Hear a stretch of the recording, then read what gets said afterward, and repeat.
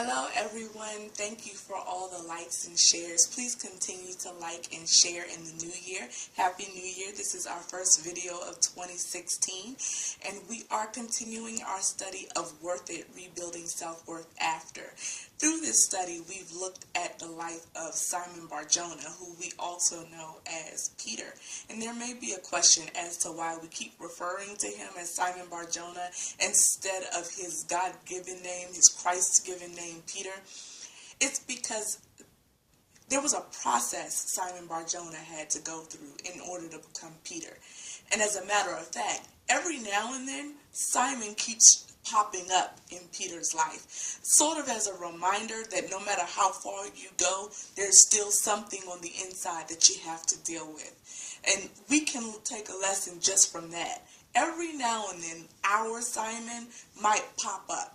The point is not to annihilate Simon.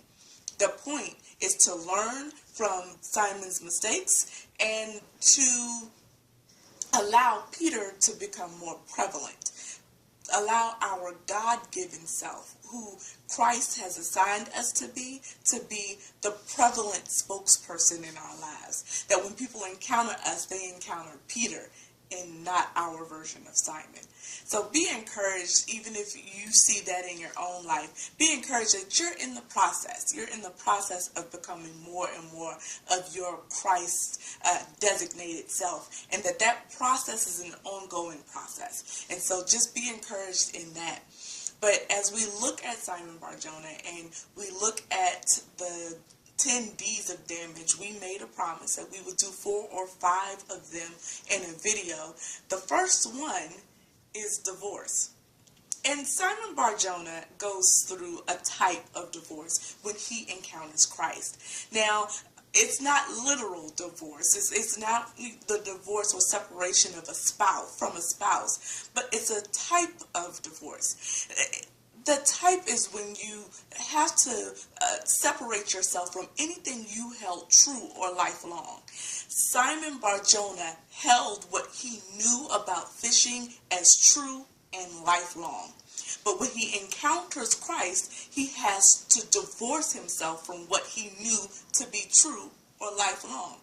We see it in Luke chapter 5, verse 5. There it says, "And Simon answering said unto him, Master, we have toiled all the night and have taken nothing." We see that he says, "Nevertheless, at thy word I will let down the net." There are a couple of things embedded there.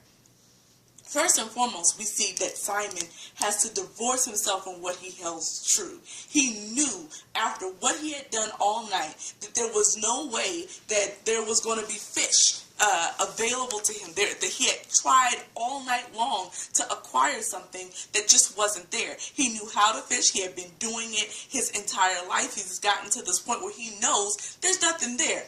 Nevertheless, I'm going to do what you tell me to do. He mourns the loss. You can hear it almost in what he's saying. I've done this all night long. He mourns the loss, the separation. He mourns the fact that what he's tried hasn't worked. But he doesn't allow his mourning to stand in the way of his obedience. As we go through types of divorce in our own life, we have to take a page from Simon's book.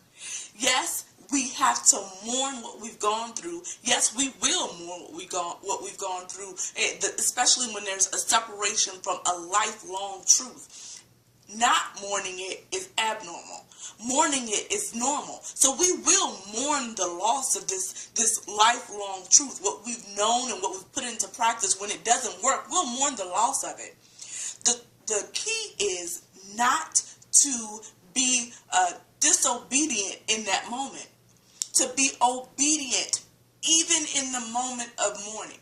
To be obedient even when what you've known to be true your entire life or what you have made a commitment to fails. Even in that moment, to be obedient to what Christ says.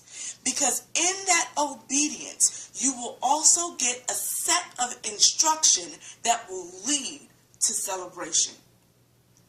Peter mourns the loss, but he capitalizes on that loss by being obedient.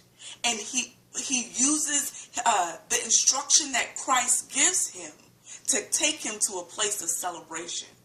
What we find out and what we see in Peter is that there will be a celebration if we don't allow our mourning to hold us captive, but we use it as a moment to get instruction and to obey that instruction without pause. Nevertheless, I'll let down my net. There will be a celebration attached to it. Greater is coming. He caught such a big drop of fish that he had to call his friends over to help him gather that fish. And this was a life-changing moment. Yes, he mourned the loss of losing what he knew to be a lifelong truth. But the end of it was a celebration that transformed his life. So I would encourage any of us who's going through divorce, who's gone through a type of divorce, that if in this moment, yes, you mourn it, but don't allow that mourning to cause you to be stagnant and still, but instead allow that mourning to catapult you into obedience, to catapult you into the following of instruction that will come with this process. There will be a celebration, and that celebration will be undeniable. We're going to come back together. James and I are going to come back together and do a video where we talk about our personal process of divorce. This should be an interesting conversation. Again, the questions are scripted, but the answers are not. We haven't discussed it. So I'm actually looking very much forward to it. We hope that you will join us for that conversation. Please like, share, and continue to support ministry. We are excited about all God is doing. We love you. Thank you so much for showing up for us. And we'll continue to show up for you. Love you. God bless. Talk to you soon. Bye-bye.